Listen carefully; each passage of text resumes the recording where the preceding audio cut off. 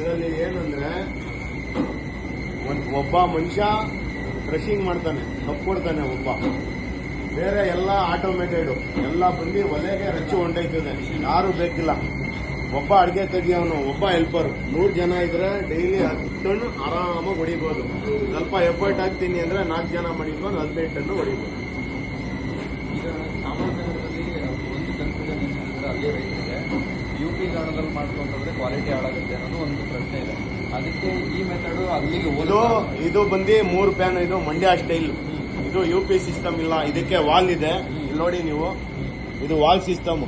ಇದರಲ್ಲಿ 150 ಕೆಜಿ ಪಾಕ ತೆಗಿಬಹುದು ಬೆಲ್ಲನ. ನೀವು ಇಲ್ಲಿ ಸಕ್ಕರೆ ಹಾಕಿ, ಬೆಲ್ಲ ಹಾಕಿ, ಜ್ಯೂಸ್ ಹಾಕಿ, ಏನಾದರೂ ಹಾಕಿ ಆರಾಮಾಗಿ ಇಲ್ಲಿ ಇರೋದೇ. ಇಲ್ಲಿ ನೋಡಿ, 1, 2, ಸ್ವಲ್ಪ ಕಪ್ ಕೊಡೋನು, 3 ಜನ ಇರೋದು ಕೆಲಸ ಮಾಡ್ತಾ ಇದ್ದಾರೆ. 10 ಟನ್ ಆರಾಮಾಗಿ ತೆಗಿಬಹುದು ಈ ಸ್ಟೈಲಲ್ಲಿ.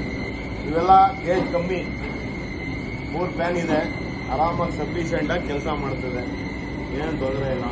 ಇದು ಡ್ರೈಯರ್ ಬಂದು ಚಿಕ್ಕದು, 25 ಅಡಿ. ಅದರಲ್ಲಿ ಮ್ಯಾಕ್ಸಿಮಮ್ ಆಗಿ ನೀವು ಕಣ್ಣಾರೆ ನೋಡ್ಬೋದು. ಅಲ್ಲಿ ಹಸಿರಾಗಿ ಬೀಳ್ತಾ ಇರೋದು ಇಲ್ಲಿ ಡ್ರೈ ಆಗಿ ಒಲೆಗೂ ಹೋಯ್ತಾ ಇದೆ, ಆಟೋಮೇಟೆಡ್. ಇಲ್ಲಿ ನೋಡಿ, ಇಲ್ಲಿ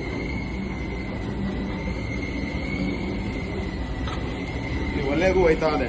ಇಲ್ಲೂ ಯಾರು ಬೇಕಿಲ್ಲ, ಬರೀ ಅಲ್ಲಿ ಕಪ್ಕೊಳ್ಳೋನೊಬ್ಬ, ಅಡಿಗೆ ತೆಗಿಯೋನೊಬ್ಬ, ಒಬ್ಬ ಹೆಲ್ಪರ್.